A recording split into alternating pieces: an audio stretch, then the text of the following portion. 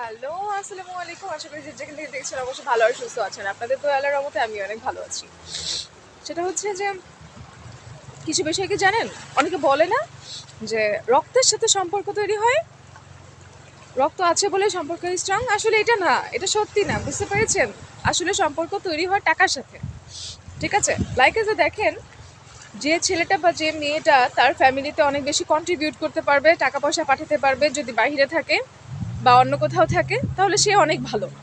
তার বউ বা তার হাজব্যান্ড অনেক ভালো ফ্যামিলিতে, তার বাচ্চাদের অনেক কদর থাকে, তার বউ হাজব্যান্ডের অনেক কদর থাকে। ঠিক আছে?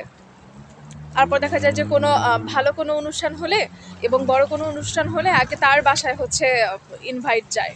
তারপরে আপনি কোনো ফ্রেন্ডদেরকে আপনি অনেক বেশি খাওয়ান পড়ান, দেখা যাবে কি তারা হচ্ছে গিয়ে আপনাকে অনেক বেশি কদর করবে। ওকে, লাইক এজ এটা হচ্ছে আপনার গিভ অ্যান্ড টেকেন সম্পর্ক। আপনি দেবেন, আপনি ভালো, আপনি দিতে পারবেন না, আপনি খারাপ হয়ে যাবেন। হাজার বাসায় যদি কোনো ছোট বড় প্রোগ্রাম থাকে, তাহলেও দেখা যাবে যে আপনার কেউ খোঁজও নেবে না, আপনাকে ইনভাইটও করবে না। ঠিক আছে? আপনার মা বাবাও দেখা যাবে যে দিন শেষে হচ্ছে ওরকমভাবে আপনাকে ভ্যালু দিবে না। হ্যাঁ, এটা কিন্তু তাহলে কি বোঝা গেল যে অবশ্যই টাকার সাথে সম্পর্ক তৈরি হয়, রক্তের সাথে কোনোদিন সম্পর্ক তৈরি হয় না। ঠিক আছে?